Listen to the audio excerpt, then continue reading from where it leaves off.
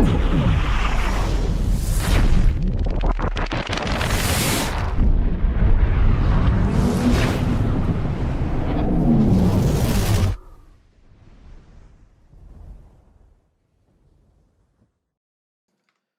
is going on, everyone? Executus here, coming at you with how to do the most DPS as an Affliction Warlock in a rated battleground. Now, I'll be teaching you what you need to do the highest DPS and to know how to play your class, basically. So the first thing you're going to want to do is when you run, or you're going to look at these talents really quick. I have Harvest Life. That's good for healing. You have Shadow Fury. That's an AoE stun. That's going to increase that amount of CC that you do. You must have Soul Link because it's a 20% damage reduction because it's split between you and your pet. And I'll explain more of that later. For level 60, you can either go Blood Horror or Unbound Will. I'm now starting to go Unbound Will because it's an extra trinket. And it's very good, helpful, useful, all that goodness.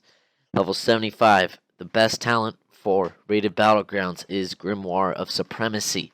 Now you do that because you get this little guy called the Observer, and it allows you to cast something called Optical Blast, which is a spell lock that prevents any cast within that spell for 6 seconds. Level 90, Archimonde's Darkness, and level 100, Soulburn Haunt. Those are your talents. For glyphs, it could be whatever you want. Glyph of Hellstone, I have Glyph of Siphon Life and Glyph of Drain Life for just massive healing. But they can be whatever you want. I definitely recommend Glyph of Hellstone. So the first thing you want to do is when you get into a fight, you want to pop your Dark Soul Misery and you want to pop your PvP Trinket. Now you do this because you gain a lot of haste and intellect and just a lot of damage at the beginning of the fight. And the first thing you do is dot literally everything.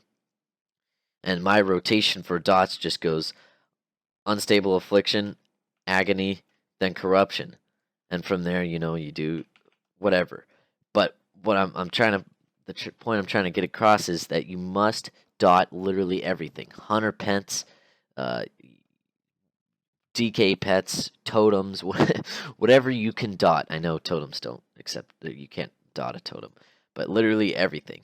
And before you dot everything, the first target you do cast your Unstable Affliction, your Agony, then your Corruption. You want to Soul Burn, then Haunt on that target. And the reason is because with this level 100 talent, every time you Soul Burn Haunt, you have a chance to increase, or not chance to increase, but you have a chance. Here, I'll show you. Like right here, I have an ability called Haunting Spirits. Periodically increases spell damage by 20%. So you want to do that at the beginning of a fight so you have 20% increased spell damage while you're casting dots on all enemies.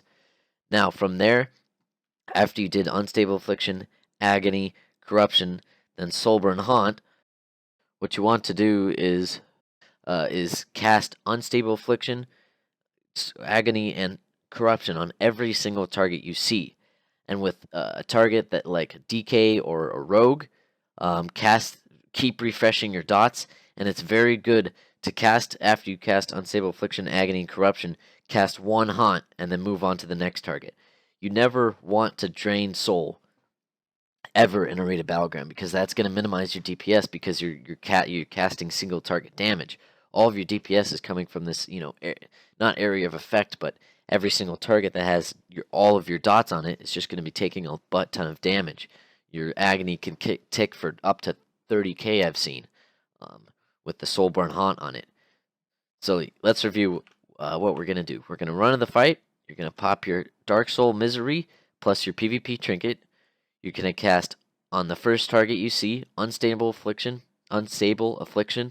Agony, Corruption, then Soulburn Haunt. And then from there, you cast Unstable Affliction, Agony, and Corruption, and then Haunt, and then the next target. Keep doing that until you run out of soul shards. And keep in mind that let's say you're getting focused or whatever, you have your Undenying Resolve as well as your pet that splits 20% of your damage. So if your pet's health is getting low, you can always soul burn and summon a new pet. Or if you're really, really good at PvP, you use an ability called Health Funnel. and you can. This is an instant cast. You run around, you heal your pet.